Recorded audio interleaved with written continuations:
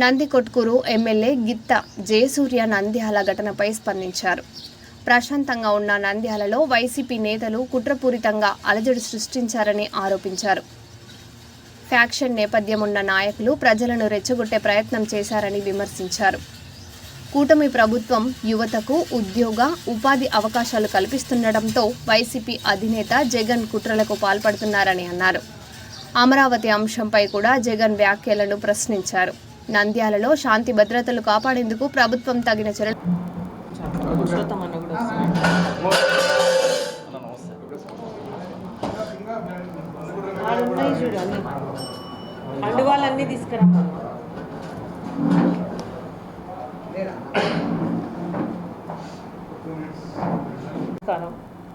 ఈ కూటమి ప్రభుత్వం అధికారంలోకి వచ్చిన తర్వాత అభివృద్ధి సంక్షేమంతో పోతా ఉంది మన రాష్ట్రం. గతంలో ఎన్నడూ లేని విధంగా ఈ ఫారిన్ నుంచి వచ్చే ఫండ్స్ అన్నీ మన దేశానికి వచ్చే ఫండ్స్ అన్నీ దాదాపు 25% మన ఏపీకే రావడం జరిగింది. అంటే దీనికి కారణం మన నాయకుడు చంద్రబాబు నాయుడు గారు.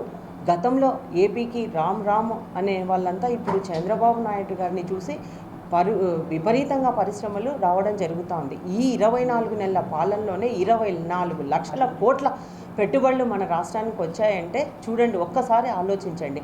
అంతేకాకుండా ఆ రోజు మాటిచ్చాం ఎన్నికల్లో, కూటమి ప్రభుత్వం అధికారంలోకి వస్తే 20 లక్షల ఉద్యోగాలు ఇస్తామని ఇచ్చిన మాట తీరుగానే ఈరోజు 20 లక్షల కోట్ల పెట్టుబడులు వచ్చాయి. కాబట్టి 20 లక్షల ఉద్యోగాలు ఇవ్వడానికి ఒక రెండేళ్లలో రూపకల్పన ఇప్పటికే దాదాపు 11 లక్షల ఉద్యోగాలు కూడా ఇవ్వడం జరిగింది. అంతేకాకుండా ముఖ్యంగా ఎప్పుడైతే ఈ పరిశ్రమలు రావడానికి లా అండ్ ఆర్డర్ ప్రాబ్లం లేకుండా ఉంటేనే పరిశ్రమలు రావడం జరుగుతుంది. గతంలో మనము ఉమ్మడి రాష్ట్రం ఉన్నప్పుడు మీకు అందరికీ తెలుసు, తెలంగాణలో మత కల్లోహాలు అవి జరుగుతుండేవి. అదే మన నాయకుడు చంద్రబాబు నాయుడు గారు ముఖ్యమంత్రి అయిన తర్వాత అక్కడ అభివృద్ధి వైపు ఐటీ రంగం ఎలా దూసుకెళ్ళిందో, ఈరోజు హైదరాబాద్ అంటేనే ఐటీ హబ్గా మారిపోయింది. అదే రకంగా మన రాష్ట్రం విడిపోయిన తర్వాత, రాష్ట్ర విభజన జరిగిన తర్వాత మన రాష్ట్రానికి మనము నవ్యాంధ్రప్రదేశ్కు మొట్టమొదటి ముఖ్యమంత్రిగా ఉన్న నారా చంద్రబాబు నాయుడు గారు రాష్ట్రాన్ని ప్రగతి పథంలో నడిపించడానికి ఎన్నో పరిశ్రమలు రావడం జరిగింది. మన రాయలసీమను తీసుకోండి, రాయలసీమలో గతంలో ఫ్యాక్షన్కి పెట్టింది పేరు. అటువంటిది చంద్రబాబు నాయుడు గారు ముఖ్యమంత్రిగా అయిన తర్వాతనే మంచి ఐపీఎస్ ఆఫీసర్లు, ఎస్పీలను వేసి ఫ్యాక్షన్ను పూర్తిగా రూపుమాపి ఈరోజు రాయలసీమ అంటే హార్టికల్చర్ హబ్బుగా తయారు చేయడానికి ముందుకు పోతూ ఉంది. అంటే 1,00,000 కోట్ల పెట్టుబడులతో కూడా ప్రణాళికలు తయారు చేసుకొని రాయలసీమను హార్టికల్చర్ హబ్బు చేయాలన్న ఉద్దేశంతో ముందుకు తీసుకెళ్లడం జరుగుతూ ఉంది.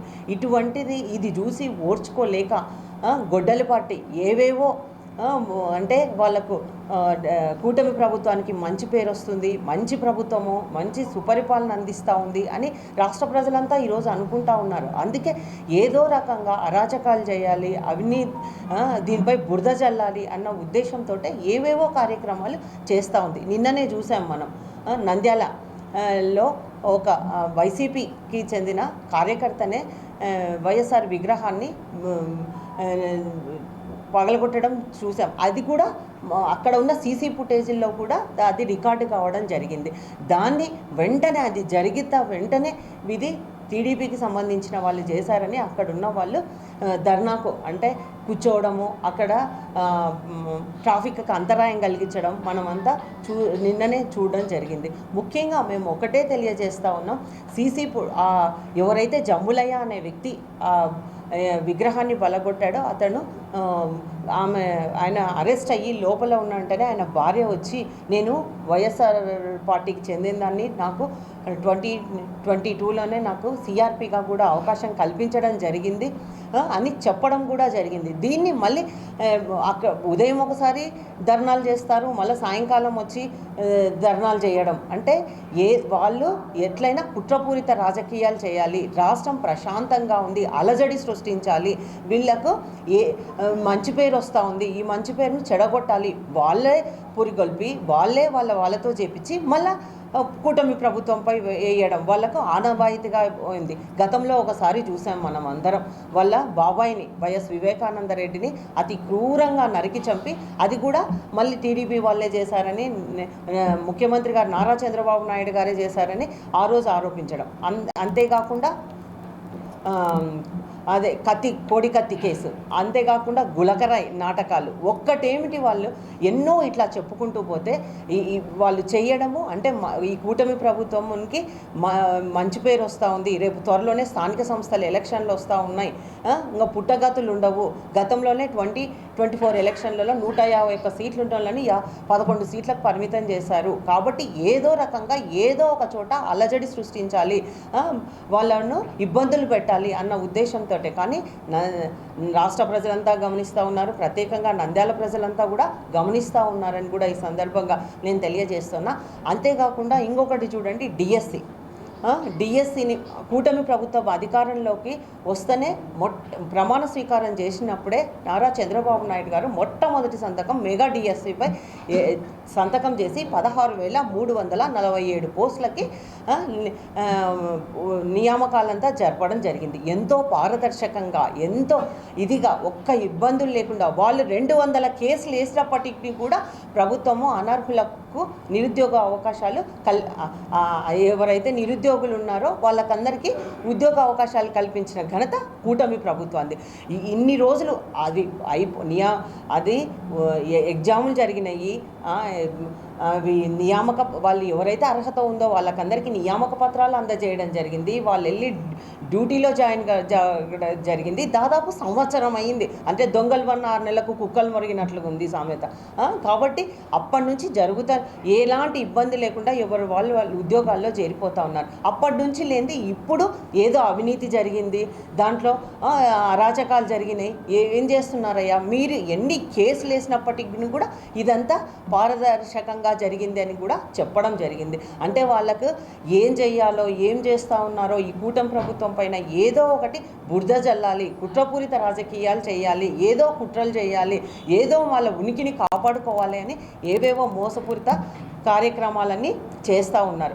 అంతేకాకుండా మనం ఇంకొకటి చూసాం, రాజధాని అమరావతి రాజధాని అని అప్పుడు ప్రతిపక్షంలో ఉన్నప్పుడు రాష్ట్రానికి మధ్యలో ఉండాలి అని ఆయన్నే ఓకే చెప్పడం జరిగింది. మళ్ళీ అధికారంలోకి ఆయన ముఖ్యమంత్రి అయిన తర్వాత 3 రాజధానులు అండి.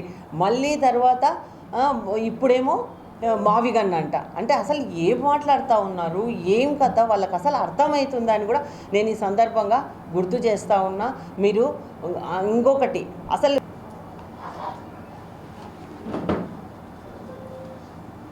అందరికీ నమస్కారం. ఈరోజు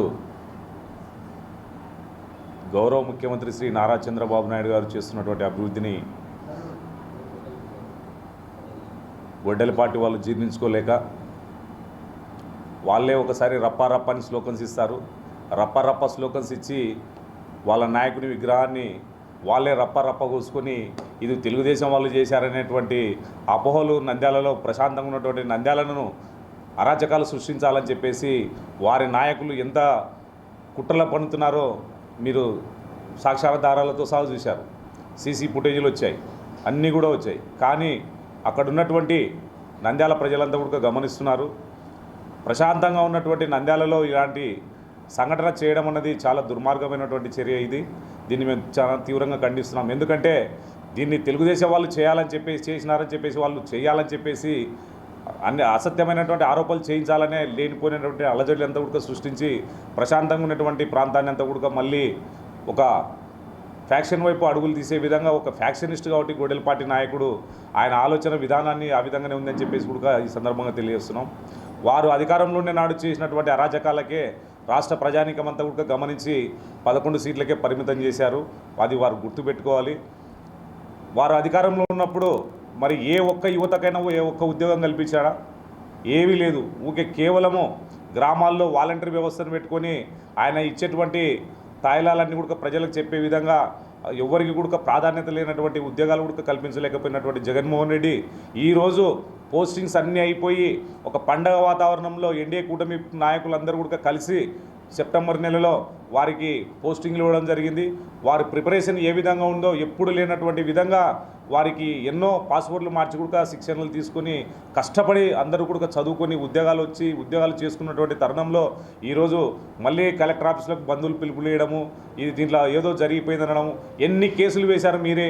ఆ కేసుల కల్లా మా యువ నాయకులు విద్యాశాఖ మంత్రి వర్యులు శ్రీ నారా లోకేష్ బాబు గారు అన్నిటికీ సమాధానం ఇస్తూ ఎక్కడ కూడా కోర్టు అడ్డంకులు లేకుండా వాళ్ళు వేసినటువంటి అన్నిటికీ కూడా సమాధానాలు ఇస్తూ వారికి ఉద్యోగ అవకాశాలు కల్పిస్తే ఈరోజు జగన్మోహన్ రెడ్డి జీర్ణించుకోలేక ఉద్యోగ అవకాశాలు కల్పిస్తున్నారు, పెట్టుబడులు వస్తున్నాయి, రాష్ట్రం అభివృద్ధి చెందుతుంది, మా పార్టీ మనుగడ ఉండదేమనేటువంటి పరిస్థితి ఒక భయం ఏర్పడే వాళ్ళు లేనిపోయినటువంటి అరాచకాలన్నీ కూడా చేస్తున్నారు. ఇది రాష్ట్ర ప్రజానీకమంతా కూడా గమనిస్తున్నారు. ఒకప్పుడు ఏదైతే మనకు అనువైనటువంటి ప్రాంతం రాజధాని ప్రాంతం అని చెప్పేసి 30,000 ఎకరాలు చాలదు, దాదాపు ఇంకా మనకు ల్యాండ్ కావాలని చెప్పి అసెంబ్లీలో మాట్లాడినటువంటి వ్యక్తి అధికారంలోకి వచ్చిన తర్వాత 3 ముక్కలాట ఆడాడు. మళ్ళీ 3 ముక్కలాట ఆడడమే కాదు, మళ్ళీ ఒక అమరావతికి పార్లమెంట్లో చట్టబద్ధత కల్పించి అన్ని చట్టాలు చేస్తుంటే మావి గన్నని తీసుకొచ్చాడు. మరి ఆయన అధికారంలో ఉన్నప్పుడు ఆ మావి గన్ను ఎక్కడికి పోయిందో ఆయనే సమాధానం చెప్పాలా. కాబట్టి ఇటువంటి ఆరోపణలలో కూడా జగన్మోహన్ రెడ్డి గారి దిగజారుడు రాజకీయానికి నిదర్శనం అని చెప్పేసి తెలియజేస్తూ మేము నిన్న జరిగినటువంటి సంఘటన చాలా దుర్మార్గమైనటువంటి సంఘటన. ఎందుకంటే నంద్యాల ఒక ప్రశాంతమైనటువంటి వాతావరణం కావచ్చు, అన్నిటి గురించి ప్రజలకు కావచ్చు, ఇటువంటి సంఘటనలు మంచిది కాదు. ఖచ్చితంగా రాష్ట్రాన్ని అభివృద్ధి శాంతి భద్రతలు పర్యవేక్షించి గౌరవ ముఖ్యమంత్రి గారు సరైనటువంటి నిర్ణయం తీసుకుని ఈ రాష్ట్రాన్ని ముందుకు తీసుకెళ్తారని చెప్పేసి తెలియజేస్తూ ఈ అవకాశం కల్పించిన మీ అందరికీ ప్రత్యేక ధన్యవాదాలు తెలియజేస్తున్నాం.